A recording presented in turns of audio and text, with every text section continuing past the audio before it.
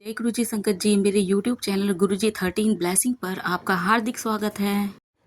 जय गुरु जी। शुक्राना गुरु जी, आप सभी साथ संगत जी को जय गुरु जी। गुरु जी आप सभी पर मेहर बनाए रखें, सर्वदा भला सर्वदा भला। मैं आशा करती हूँ कि आप सभी स्वस्थ और मस्त होंगे। संगत जी, जैसे कि मैं आपके साथ में गुरु जी की पावन पुस्तक दिव्य आभा के सत्संग शेयर कर रही हूँ, आज उसी कड़ी को आगे बढ़ाते हुए आज का जो सत्संग है वह है श्रीमती मीरा मल्ही आंटी जी का, जो कि दिल्ली की निवासी है। कल आपने इस सत्संग का प्रथम भाग सुना था, जिसमें आंटी जी ने बताया कि वो गुरुजी से पहले साईं बाबा को बहुत मानती थी, उनकी डिवोटी थी। साईं बाबा में असीम श्रद्धा थी और किस तरीके से जब एक बार ड्रीम में वो देखती हैं कि उनके गेस्ट रूम में जो साईं बाबा की प्रतिमा है वहां से वो गायब हो गई और उस प्रतिमा की जगह गुरुजी आकर विद्यमान हो गए।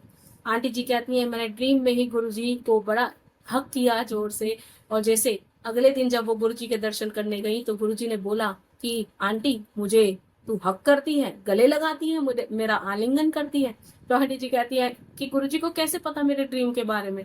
फिर बाद में उनको रियलाइज होता है कि वो तो अंतर्यामी है, वो तो जान ही जान है, वो तो सब कुछ जानते हैं।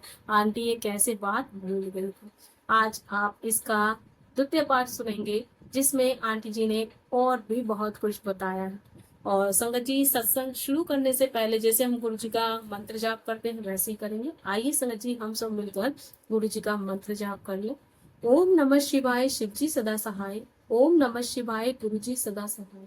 ओम नमः शिवाय, शिव जी सदा सहाय। ओम नमः शिवाय, गुरु जी सदा सहाय। जय गुरु जी। शुक्राना गुरु जी। जय जय गुरु जी। आंटी जी लिखती हैं, आस्था की बेल। गुरु जी को पूर्ण समर्पण के लिए, उनसे दृढ़ संबंध स्थापित करने के लिए पहले श्रद्धा का बीज बोना पड़ेगा। बीज के पनपने पर विश्वास का अंकुर फूटेगा। फिर उस बेल के सहारे गुरु जी के चरणों से में समर्पण करें। उसके बाद दिव्यता का वास्तविक आभास होगा और सतगुरु की कृपा से असंभव भी संभव हो जाए। यहाँ आंटी जी कहती हैं कि गुरु जी को समर्पण करने के लिए सबसे पहले दृढ़ विश्वास बनाना चाहिए। और जिस तरीके से एक बीज बोया जाता है, बीज को जब बोया जाता है तो उसके बाद ही वह फूटता है। फूटने के बाद वो पौधा बनता है, धीरे धीरे बढ़ता है तो उस वो पेड़ बनता है। पेड़ बनने के बाद उसमें फल लगते हैं। उसी तरीके से जब बीज पनपता है तो विश्वास फूटता है, अंकुर, विश्वास का अंकुर फूटता है। और जो बेल लगती है या पौधा लगता है तो वो गुरु जी के चरणों में समर्पित होता चला जाता है। उसके बाद हमें दिव्यता का आभास होता है और सदगुरु की कृपा से जो हम सोचते हैं ना कि इम्पॉसिबल है, सब कुछ पॉसिबल होना शुरू हो जाता है। ये आंटी जी गणेश जी की आरती का एक दोहा बताते हैं। अंधन को आंख देत, कोढ़िन को काया, बांझन को पुत्र देत, निर्धन को मन। गुरु जी की सभा में ये चारों बातें यथार्थ साबित होती मैंने देखी है। कैंसर का निवारण हुआ है और जनन शक्तिहीन को पुत्रोत्पत्ति हुई है। उनके पास से कोई खाली हाथ नहीं लौटता है। आंटी जी कहती है, जिस तरीके से हम गणेश जी की आरती को पढ़ते हैं ना कि अंधन को आंख देत, कोढ़िन को काया, बांझन को पुत्र देत, निर्धन को माया, वैसे ही गुरु जी की सभा में, संगत में मैंने ये सब चारों बातें होती हुई देखी हैं। कैसे कैंसर का निवारण तक कर देते हैं, जो स्त्रियां मां बनने योग्य भी नहीं है। और जैसे कि आपने पहले सुना था कि कई संगत की तो जो यूट्रस की पाइप, यूट्रस की कहते हैं ना कि यूट्रस की जो यूट्रस की जो नलियां थी, पाइप थे, वो फट चुके थे, लेकिन फिर भी उन्होंने कंसीव किया और कंसीव करने के बाद पुत्रोत्पत्ति हुई। कईयों को तो 12-12 साल से बच्चे नहीं थे और कैसे गुरु जी की कृपा से उनको पुत्र की प्राप्ति हुई। तो आंटी जी कहते हैं, ये सब कुछ चीजें मैंने अपनी आंखों से देखी है गुरु जी की सभा में। उनके पास से कोई खाली हाथ कभी नहीं लौटे। भक्त को केवल उन पर विश्वास बनाए रखना होता है। गुरु जी शिव अवतार हैं। वह इस लोक में केवल हमें आशीर्वाद देने के लिए आए हैं, परंतु गुरु जी ने चेतावनी दी है कि कोई उनको दुकान उन्होंने दुकान नहीं खोली है जिसमें कोई भी आकर उनसे चरण स्पर्श करके कुछ भी प्राप्त कर ले जाएगा। उनकी कृपा के लिए उसका अधिकारी होना नितांत आवश्यक है। आंटी जी कहती हैं कि गुरु जी में पूरा विश्वास होना चाहिए, तभी आपको कुछ प्राप्त होगा। और गुरु जी शिव के अवतारी हैं, शिव अवतारी हैं, और उनसे कुछ भी प्राप्त किया जा सकता है। लेकिन गुरुजी एक चेतावनी भी दिया करते थे। उन्होंने कोई दुकान नहीं खोल रखी कि आप आए, पैसे दिए और सामान ले लिया दुकानदार से।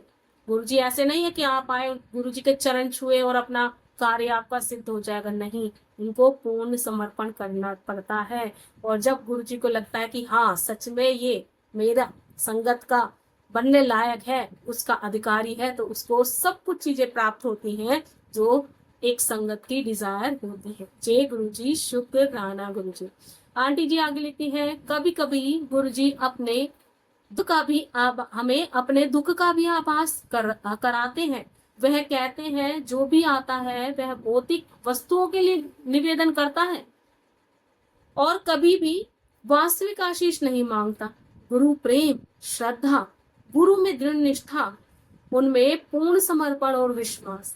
मैं आपसे नम्र निवेदन करना चाहती हूँ, यदि आपको गुरुजी से कुछ आकांक्षा है तो उनकी चरण धूलि मांगिए, उनके दर्शन के लिए विनती कीजिए और प्रत्येक सांस में उनसे उनका स्मरण कीजिए। यहाँ आंटी जी कहती कभी कभी गुरुजी बताते थे कि यहाँ पर कोई मुझसे मांगने नहीं आता, जो असली चीज है वो तो मांगते ही नहीं है, सिर्फ भौतिक चीजें, भौतिक वस्तुएं मांगते हैं, मटेरियलिस्टिक में आए हुए हैं, ठीक है, और यही चीजें मांगते हैं वो गुरुजी के पास आकर। कोई गुरुजी से ये नहीं मांगता कि गुरुजी हमें श्रद्धा भाव दे दो, हमें प्रेम दे दो। हमें गुरु के प्रति प्रेम होना चाहिए, गुरु में हमें दृढ़ विश्वास होना चाहिए, गुरु में पूर्ण समर्पण होना चाहिए। ये कभी कोई नहीं मांगता। उन्हें सिर्फ अपनी नौकरी, बच्चे, व्यवसाय और पदोन्नति, इस तरह की चीजें मांगनी होती है। आंटी जी कहती हैं, ये बात कहती है, ये गुरुजी कहा करते थे कि कोई भी जो महत्वपूर्ण चीजें हैं वो नहीं मांगते, सिर्फ भौतिक जगत की चीजें मांगते हैं जो उनके लिए उपयोगी है। जबकि सबसे उपयोगी श्रद्धा, गुरु से प्रेम, गुरु में विश्वास और पूरा समर्पण ही मेन है। आंटी जी कहती है कभी कोई गुरु जी से उनके चरणों की धूल नहीं मांगता, उनके दर्शन करने की विनती भी नहीं मांगते और यह भी नहीं मांगते कि प्रत्येक सांस में हम गुरु जी का स्मरण करते रहें। ऐसे तो कोई मांगता ही नहीं है। मटेरियलिस्टिक वर्ल्ड में आए हुए हैं तो मटेरियलिस्टिक चीजें ही मांग रहे। जय गुरु जी, शुक्राना। आंटी जी आगे लिखती हैं, प्रेम पुष्प। कभी कभी प्रेम से वह मुझे मीरा कहकर संबोधित करते हैं। मेरा विश्वास है कि उनको देखकर प्रत्येक व्यक्ति पहली भेंट में ही उनका प्रशंसक हो जाता है। उनके दर्शन कर प्राय मेरे चक्षुओं से अश्रुधारा प्रभावित होने लगती है।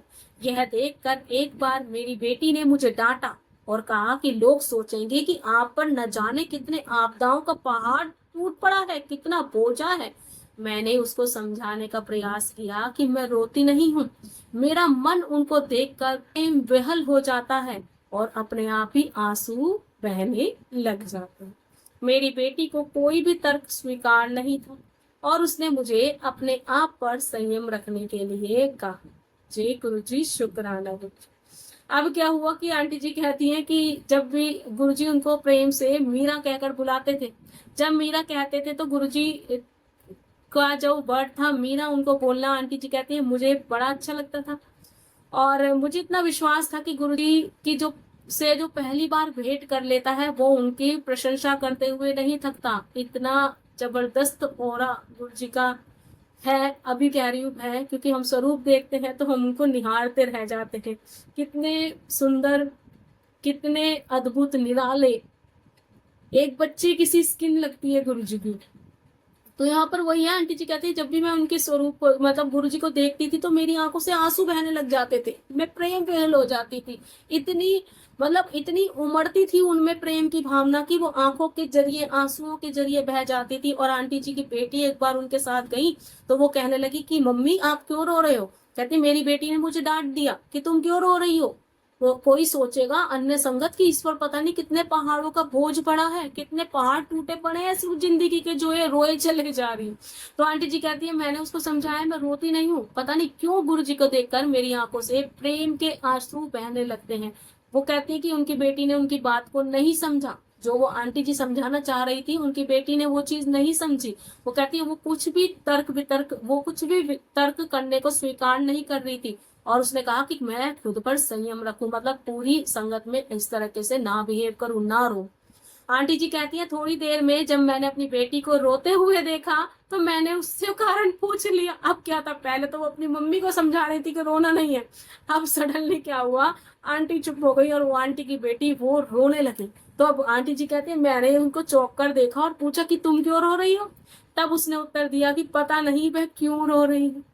मैंने उसे बताया, गुरुजी ने उसको अपनी प्रीति भाव का अनुभव कराया है। आंटी जी कहती है मैंने उसको समझाया कि अब तुझे रियलाइज हुआ, क्योंकि गुरुजी कब क्या करेंगे पता नहीं। हम जाते हैं बड़े मंदिर, हमने कई संगतों को रोते हुए देखा, मैंने खुद देखा कई संगतों को रोते, तो मेरी भी समझ में नहीं आ रहा था पता नहीं क्यों रो रहे।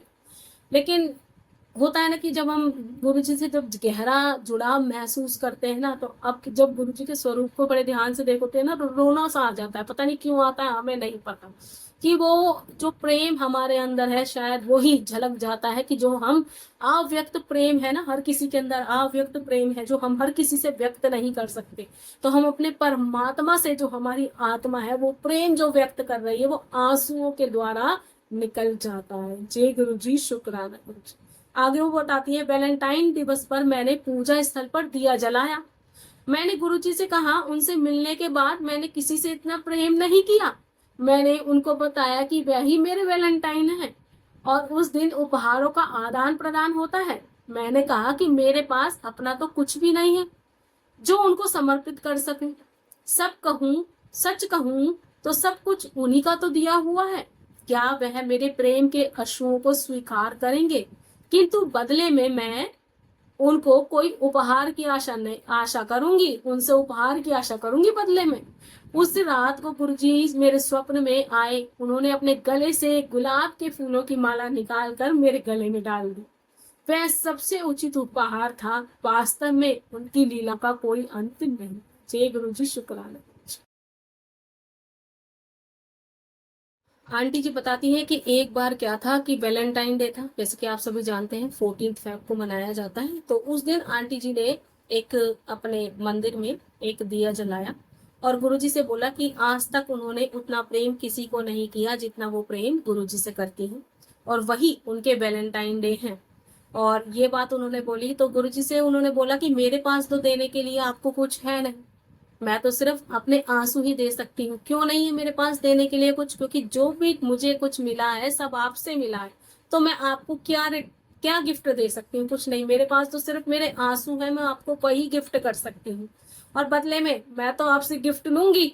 अब ये बात जब उन्होंने बोली तो वो कहती है कि रात को जब वो सोई तो उनको ड्रीम में क्या दिखाई दिया, उनको गुरुजी दिखाई दिए। गुरुजी ने गुलाबों की माला पहनी हुई थी अपने गले में।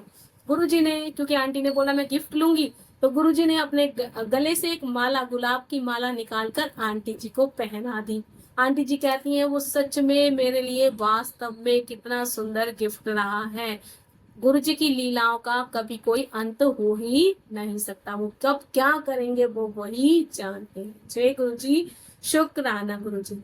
आंटी जी आगे लिखती हैं गुरु जी के साथ कुछ दिन पहले गुरु जी मेरठ गए थे और हमें उनके साथ जाने का सौभाग्य प्राप्त हुआ। गुरु जी को उसी रात्रि को लौटना भी था। जब वह कुछ भक्तों के साथ कार में बैठे तो मेरे मन में विचार आया कि क्या मुझे भी कभी ऐसा संयोग प्राप्त होगा। उनके साथ बैठने वाले वास्तव में अत्यंत भाग्यशाली थे। समय के साथ वह विचार मेरे मन से निकल भी गया। एक बार दिल्ली में एक विवाह के उपलक्ष्य में मेरी दोनों बेटियां मेरे साथ थीं। गुरुजी आए और उन्होंने मुझे बुलाकर पूछा कि क्या मैं उनके साथ लंगर करूंगी। मेरे द्वारा स्थान पूछने पर, साहस करने पर उन्होंने एम्पायर स्टेट का नाम ले लिया। मैं अति प्रसन्न हुई और उन्होंने कहा कि मैं अपने बच्चों के साथ वहां पहुंच जाऊं। इस पर गुरुजी ने कहा कि मैं उनको अपने साथ कार की यात्रा करनी पड़ेगी। मैं कह नहीं सकती यह कर मैं कितना भाव विभोर हूँ। जय गुरु जी, शुक्राना गुरु जी। आंटी जी कहती है कि एक बार गुरुजी मेरठ जा रहे थे और उसी रात उनको वहां से वापस भी लौटना था। और जैसे कि आप सभी जानते हैं पूरी संगत जाया करती थी, जिनको गुरुजी बोलते थे सब संगत चल पड़ती थी, वैसे ही सब जाने लगे। तो गुरुजी अपने साथ में किसी न किसी संगत को बिठा लिया करते थे। अब आंटी जी के मन में हुआ कितनी लक्की संगत है जो गुरुजी के साथ में बैठ कर जाती है, काश उनको भी ऐसा अवसर प्राप्त होता, उनको भी ऐसा अवसर प्राप्त होता। अब आंटी जी के मन में विचार चल पड़े, थॉट आ गए। अब क्या हुआ कि जैसे कहते कि उनके मन में इस तरह का थॉट आया, तो नेक्स्ट टाइम क्या हुआ कि जब गुरुजी कहीं विवाह स्थल में गए थे और गुरुजी ने बोला कि आंटी चलो, आप भी चलो। तो आंटी ने बोला कि मैं अपनी बेटियों के साथ चली जाऊंगी। और एम्पायर स्टेट जाकर गुरुजी ने बोला लंगर करना है। तो मैं बड़ी खुश हो गई, मैंने बोला गुरुजी मैं अपनी बेटियों के साथ चली जाऊंगी। तो गुरुजी ने कहा नहीं, मेरे साथ गाड़ी में बैठ कर चलो। तो आंटी कहती है मैं इतनी खुश हो गई, मैं इतनी खुश हो गई कि मेरी आंखों से आंसू बहने लगे कि मैं नहीं जान सकती कि मेरे साथ गुरुजी ने वो क्या उपहार दिया। क्योंकि मन में थॉट आया तो गुरुजी ने कैसे उसको पूरा किया, उसी का वर्णन किया गया है। जय गुरु जी, शुक्राना गुरुजी। आंटी जी कहती हैं आगे, गुरुजी की कृपा और दया की कोई सीमा नहीं होती, वह सदा अपना प्रेम बरसाते रहते हैं। यह सब प्रसंग उनके अस्तित्व की एक बूंद के समान है।